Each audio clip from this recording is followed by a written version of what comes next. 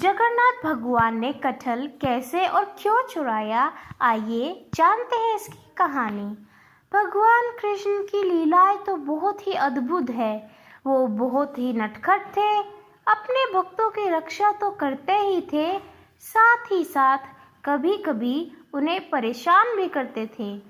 लेकिन इसमें भी भक्तों का कोई न कोई लाभ छुपा हुआ रहता था। ऐसे ही श्री कृष्ण की जगन्नाथ रूप की एक कथा है। जगन्नाथपुरी के सिंह द्वार के पास उनके परम मित्र भक्त रघुदास रहते थे, जो वहाँ के राजा के गुरु भी थे। उनके पास भगवान बाल रूप में आते थे। दोनों में सख्त भाव था, जिसे सब जानते थे। एक दिन भगवान जगन्नाथ रघुदास के पास आए और कहा कि राजा का इतना बड़ा कटहलों का बगीचा है, फिर भी मुझे कभी भी कटहल का भोग नहीं लगाते। तो मुझे तो पका कटहल ही खाना है। चलो हम आज राजा के बगीचे से कटहल चुराएंगे। रघुदास ने कहा कि मैं राजा से आपकी बात बता दूंगा और कटहल ले आऊंगा। कल आपको कटहल का भोग प्राप्त हो जाएगा।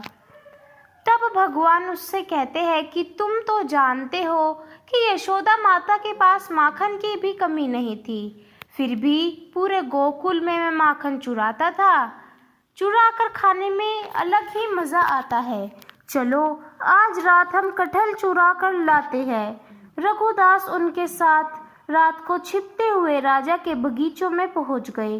भगवान ने रघुदास ने कहा कि मैं नीचे रहता हूँ, तुम जाओ पेड़ से अच्छा बड़ा कटहल तोड़ना और नीचे गिराना, मैं उसे कसकर पकड़ लूँगा।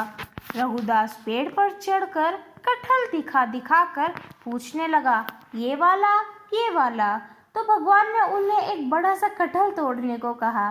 रघुदास कटहल तोड़कर जैसे ही नीचे गिराए, भगवान वहाँ से अंत ध्यान हो गए। कटहल गिरने की आवाज़ सुनकर राजा के सिपाही आ गए। सारी घटना देखकर उन्होंने राजा को जाकर इसकी सूचना दी। राजा स्वयं आए और अपने गुरु को इस तरह पेड़ पर चढ़े देखकर उन्हें आश्चर्य हुआ। गुरु से जब कारण जानना चाहा तो उन्होंने कहा, मैं आपको एकांत में बताऊंगा। रघुदास जी की भक्ति के बारे में सब जानते थे कि भगवान उन्हें हमेशा दर्शन देते हैं।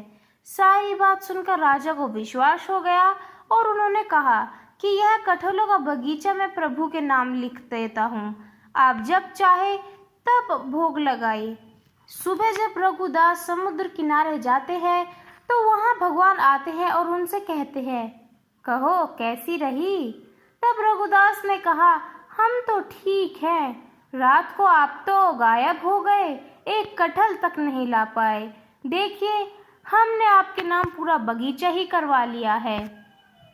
ऐसे ही भगवान अपने भक्तों के साथ भी खेल खेलते थे और उनका भी लाभ कराते थे। जय श्री राधे राधे, हरे कृष्णा।